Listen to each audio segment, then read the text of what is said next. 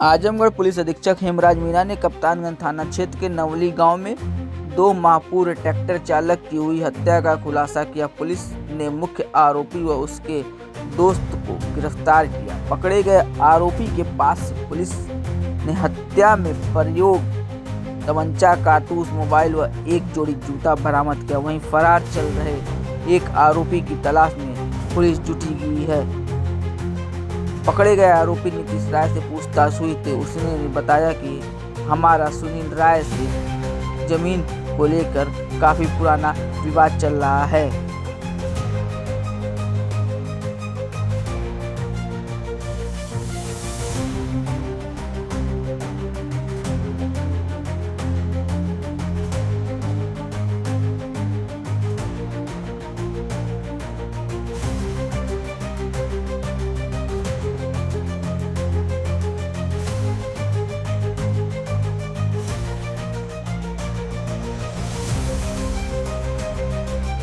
में नवंबर में एक घटना घटी थी जिसमें एक व्यक्ति की गला काट करके हत्या की, गोली लगने का भी मामला था। कैसे खुलासा हुआ है सर ये पूरे मामले का? देखिए 29/11/2024 को थाना कप्तानगंज में एक सुनील राय और मुन्ना राय जो कि देवट्टा कप्तानगंज के रहने वाले थे, ये ट्रैक्टर से खेत जोत रहे थे किसी त्रिपाठी जी का, और उसी दौरान एक अज्ञात व्यक्ति के द्वारा इनको गोली मारी गई। गोली मारने से ये चलते हुए ट्रैक्टर चला रहे थे, खेत जोत रहे थे, ड्राइवरी का काम करते थे। तो जैसे ही गोली चली तो ये लेफ्ट साइड में नीचे गिर गए थे, और पीछे जो रोटावेटर होता है उसका जो व्हील है उससे इनका उसमें गला भी कट गया था। और जो ट्रैक्टर है वो मौके पे चलती हुई हालत में बगल में ही एक घर के पास में पेड़ था, वहाँ जाके टकरा के फिर ट्रैक्टर रुका था। उस घटनास्थल पे थाना प्रभारी, क्षेत्राधिकारी और मेरे द्वारा घटनास्थल का निरीक्षण किया गया, और देखने से प्रथम दृष्टया ये लग रहा था कि कोई रंजिशन इस तरह की जो हत्या है उसको अंजाम दिया गया है। और लगातार हमारी जो टीम है थाना प्रभारी की और एसओजी की टीम इस पर काम कर रही थी।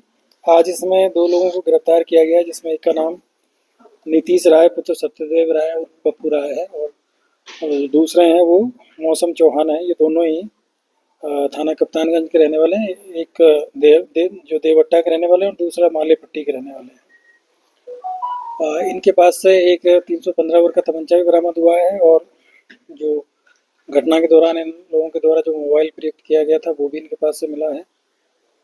और इनसे जब पूछताछ की गई है तो ये जानकारी मिली है कि उस दिन इन लोगों ने, जब वो मुन्ना राय जब खेत वहाँ पे जोत रहे थे, सुनील और मुन्ना राय, तो उसी समय बगल में वहाँ पे एक खेत में मतलब घास उगी हुई है बड़ी ऊंची, वहाँ छिपके और उसका वेट किया, और जैसे ही वो मेड़ के पास में आए तो इन्होंने गोली चलाई, और गोली चलाने के बाद में वहाँ से चले गए थे।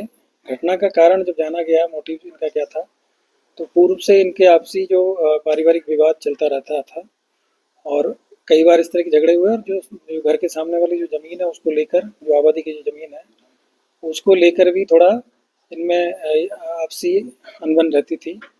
और जो नीतीश राय है उनका ये कहना है कि इनके जब दादाजी की जब डेड बॉडी को ले जाने को लेकर भी कुछ विवाद हुआ था साल भर पहले, और अभी घटना से करीब 1 महीना पहले भी इनमें किसी बात को लेकर कहासुनी हुई थी। तो तभी से इसने प्लान बना के, और जो इसका दोस्त है मौसम चौहान, इन दोनों ने प्लानिंग किया, और प्लानिंग के तहत नई सिम खरीदी, और नई सिम खरीदने के बाद में इन्होंने इंतजार किया कि जिस दिन ये खेत जोतने जाएंगे दूरस्थ कहीं पे अपने गांव के अलावा किसी दूसरे गांव में, तब ये घटना को अंजाम देंगे। उस दिन ये दिन में करीब 12-1 बजे के आसपास में अपने घर से खेत जोतने के लिए निकला था। उसी दौरान फिर इन लोगों ने प्लानिंग किया, और करीब शाम को 5 से 5:30 बजे के आसपास में इन लोगों ने इस घटना को अंजाम दिया, और वहीं से फिर ये लोग वहाँ से भाग गए।